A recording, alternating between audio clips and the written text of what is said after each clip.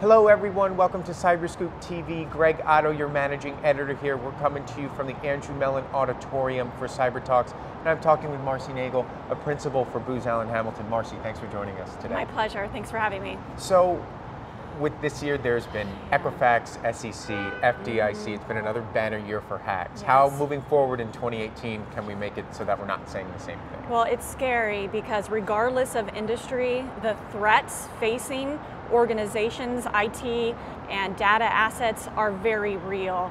And we must embrace this reality that the cyber adversaries are in fact winning and a breach is inevitable.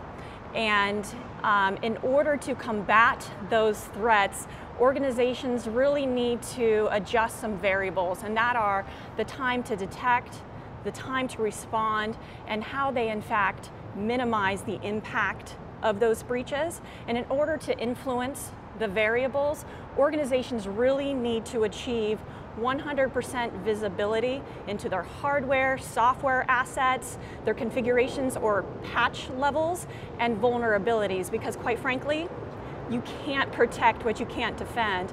And in fact, the Equifax breach can be grouped into 80% of the breaches that were 100% preventable through the detection of the vulnerability and the timely application of an available patch. And so if organizations reduce those unauthorized assets, mitigate vulnerabilities, they in effect reduce their attack surface that is susceptible to vulnerabilities. And again, we've got to achieve that visibility into the organizational assets to reduce that threat. So much of what we hear from these breaches is reactive. How do we get to a proactive stance when it comes to cybersecurity inside organizations?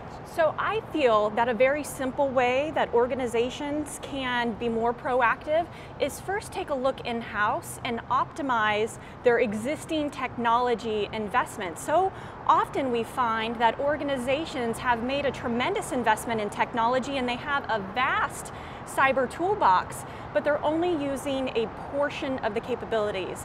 And this is so because a couple of reasons. One, they're not equally investing in their talent to integrate, customize, and fully sustain the technology within their cyber strategy. And then the second part, and probably more challenging, is the investment in their cyber governance, which is in fact bridging the gap between the technology and the usability by first building the policies, procedures, processes, and the roles and responsibilities. And I'll give you a good example. Okay. I feel that a lot of organizations have vested in a software inventory or distribution technology, IBM BigFix, SCCM, Tanium, but perhaps they haven't fully expanded that capability to also apply or use it for patch management because they haven't built the policies, the processes, or even understand the roles and responsibilities within the organization to quickly make that happen. So through fully optimizing the technology by further investing in talent, as well as bridging the gap between technology and governance to turn it into action. So let's talk about that investment in talent. Yes. We've been hearing a lot about the cybersecurity workforce shortage. What can we do to get more people involved in cybersecurity? Well, that's a really great question, and we found that in cybersecurity specifically, and maybe in the STEM fields, we're really not tapping into our nation's probably most vital asset, and that's our full workforce through embracing women in STEM and cybersecurity, as well as creating a diverse cybersecurity workforce.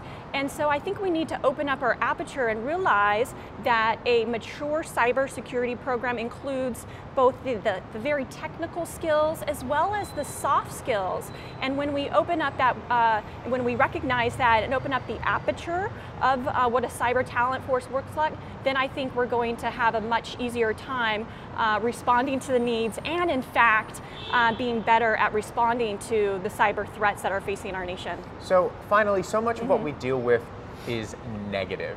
what is something positive that you're seeing that's going on in the cybersecurity world that's not getting enough attention? Well, I will say that I have in fact devoted my entire career to the defense of our nation's technology and information assets through cybersecurity initiatives.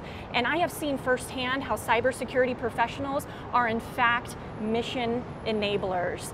And whatever mission excites a cybersecurity professional, they can apply their talent, expertise, and devote their career to that. For example, I have protected the warfighter and the warfighter systems. I have assessed our nation's taxation systems and built security into our justice investigative systems, as well as led teams that built protections into mission critical systems that launch rockets into space. This is exciting stuff, and cybersecurity professionals should feel proud of the missions that they enable. Great. Marcy, appreciate your insight. Thanks for speaking with us today. It's been my pleasure. Thank you. For all of our videos, check out our YouTube channel, and for more on cybersecurity, check out cyberscoop.com. I'm Greg Otto. Thanks for watching.